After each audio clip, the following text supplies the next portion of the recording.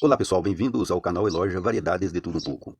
Eu lembrei de uma mensagem que um pastor falou, para nós na igreja, que não podemos confiar nem nas nossas emoções. Não podemos confiar nem nas nossas emoções, que devemos nos opor até às nossas emoções para fazer a coisa certa.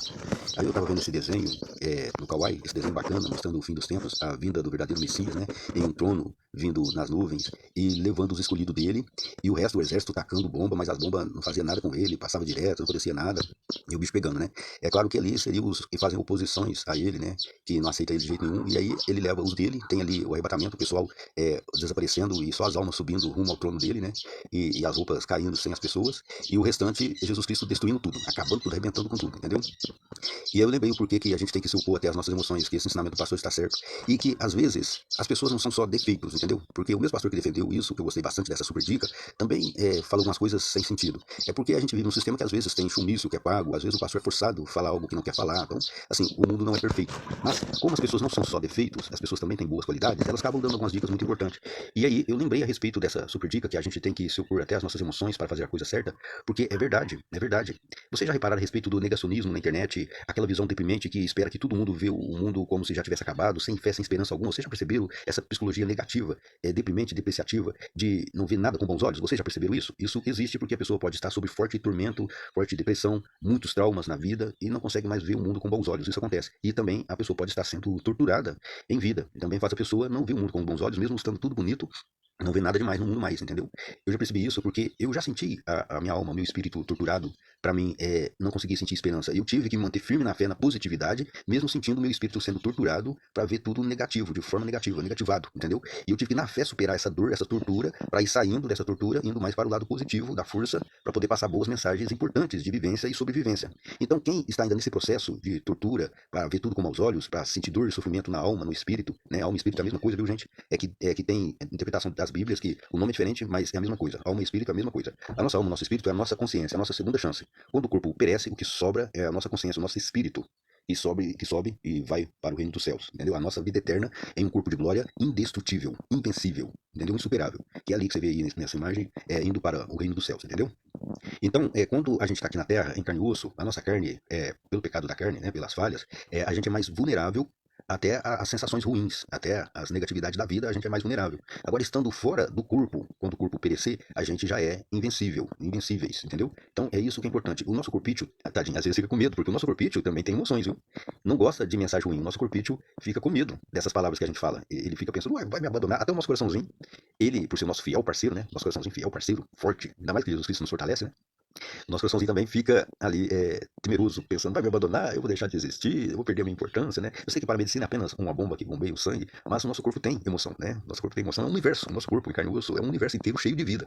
Então até o nosso corpinho disputa a nossa atenção, se fortalecendo cada vez mais para a gente precisar dele, porque ele teme mesmo perder nós para o reino dos céus, e ele perder a importância, né? Ele fica preocupado, ele luta, nosso corpo luta com todas as forças para nos superarmos, entendeu? O nosso sangue, ele revitaliza, ele se fortalece, ele também tem vida, ele também luta a nosso favor, as nossas células, as nossas moléculas, linfócitos proteicos e tal. Quem estuda aí biologia sabe o que eu estou falando, o nosso corpinho luta.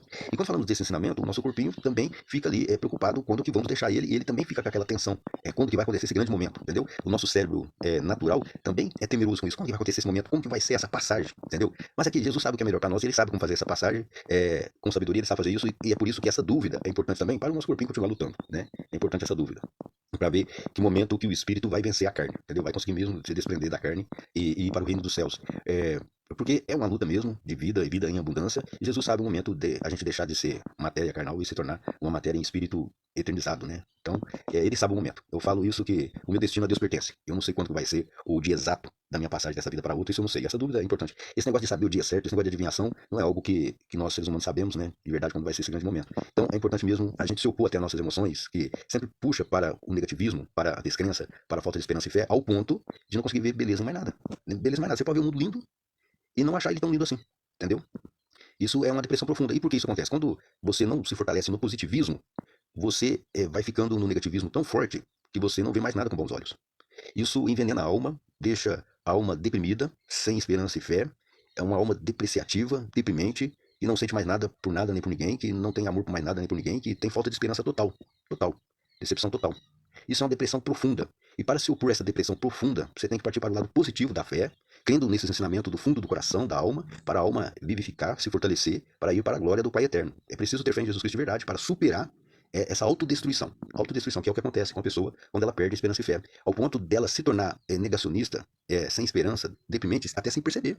Por mais que o discurso seja eloquente, muito bonito, é um discurso de finitude, de falta de esperança e fé, de tudo se acabou, né? Não há esperança mais, é um discurso lamentável, depreciativo. Isso acontece quando a pessoa não passa para o lado do positivismo e fica no negativismo total. Não vê beleza em mais nada. Ao ponto de todo o discurso começar a se tornar leviano. Por mais que alguém faça um discurso positivo, bom, das benfeitoria, o discurso oposto àquela pessoa que está fazendo algo bom, de benfeitoria, é um discurso de negação total até das coisas boas que a pessoa está fazendo. O próprio discurso se torna negativo, absurdo. Destrutivo, absurdo para a própria pessoa que pensa e vive assim. Por isso é importante ter fé em Jesus Cristo e saber que nunca é o fim. Que a vida eterna existe, Jesus é o caminho, a verdade e a vida em abundância existe, mesmo que esteja escrito na Bíblia. Nem todos que dizem Senhor, Senhor entrarão no reino dos céus, né? Nem todos que dizem Senhor, Senhor serão salvos, está escrito isso na Bíblia Sagrada. Mas isso é por conta de Jesus Cristo.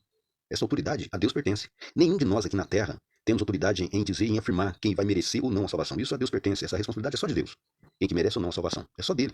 Porque ele, nesse tronão gigante, que eu já vi ele aqui no reino dos céus, esse trono gigante aí que você está vendo, essa imagem linda aí, com 2 colunas de cada lado dele, eu vi esse trono no reino dos céus, na forma d'água, ele, né? Tronão gigantão, olhando por nós aqui, ele vê direitinho o que acontece com cada um de nós. E ele sabe da ação de cada um de nós. O que motivou a nossa atitude em cada ação que a gente fez, agiu aqui na Terra.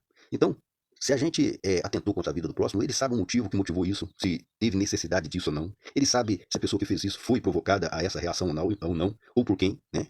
Que foi provocada, se a pessoa reagiu assim, enganada ou estando certa. Porque às vezes a pessoa pode agir contra a vida do próximo enganada, por estar sendo manipulada. Igual aconteceu com aquele jovem lá na Europa, que teve um surto psicótico e saiu atirando em todos os civis, de repente, entrou até dentro de algumas casas de oração, saiu atirando nos civis. Aquele surto psicótico é porque ele foi manipulado para chegar naquele nível de ódio total contra o próximo. De alguma forma ele foi manipulado. Aí Jesus sabe se foi manipulado na enganação ou foi manipulado por dinheiro, né? Talvez tenha oferecido alguma riqueza para ele, fazer algo daquele tipo para provar algum pacto de sangue. E se foi por motivos errados, né? Foi por motivo de dinheiro e não foi por engano, foi com um propósito financeiro, o cara desse está lascado.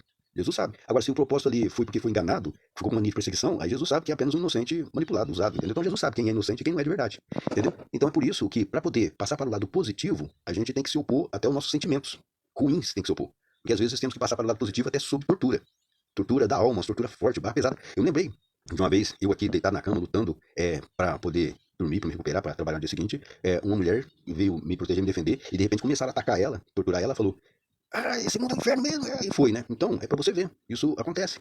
E como a alma é imortal, que Deus a tenha, um bom, ótimo lugar, que ela esteja bem, né? Mas isso acontece, entendeu? Tem que se opor até às torturas do mal para defender o bem, defender o que é certo, tá bom? Mas é isso. Tem que ter coragem para conseguir atender às expectativas dos bons ensinamentos, estar mais para o lado positivo, para poder passar isso para o próximo sem ser negativo, sem perder a esperança e fé, porque ser negativo e perder a esperança e fé é mais prejudicial do que saudável. Se torna destrutivo, se tornar negativo demais, tá bom? Que Deus abençoe todos vocês, vitória na luta que eu vou aqui e fui.